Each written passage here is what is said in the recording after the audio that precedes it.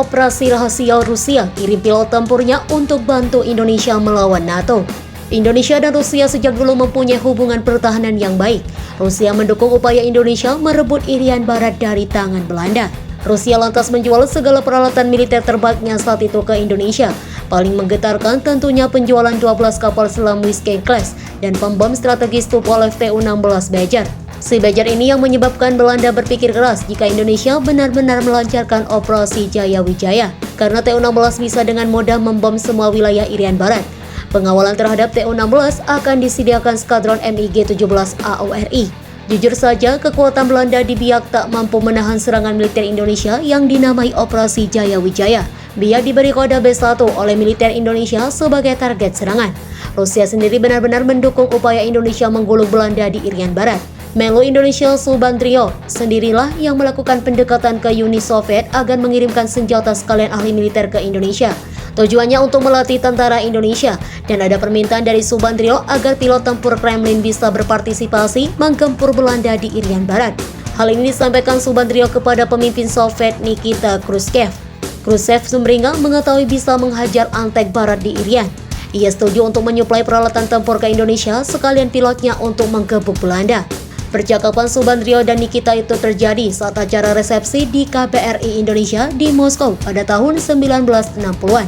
Percakapan kami betul-betul rahasia, jelas Nikita dikutip dari Memories of Nikita Khrushchev volume 3. Nikita mengangguk-angguk tanda paham bahwa Indonesia membutuhkan bantuan militer secepat mungkin. Kala itu tentara merah dalam performa tertingginya lantaran jumlah pasukan dan alutsistanya buat geleng-geleng kepala Fakta Pertahanan NATO. Nikita juga tahu bahwa Indonesia tak mungkin menang melawan Belanda yang dibackingi NATO.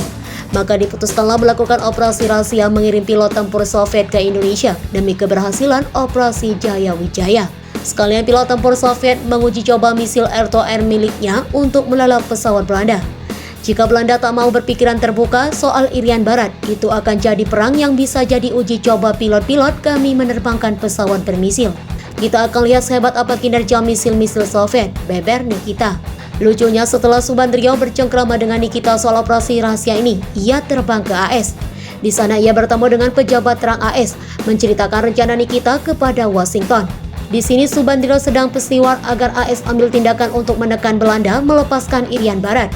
AS kebakaran jenggot mengetahui hal ini, apalagi CIA mengetahui jika Indonesia akan menyerang Biak akhir tahun 1962.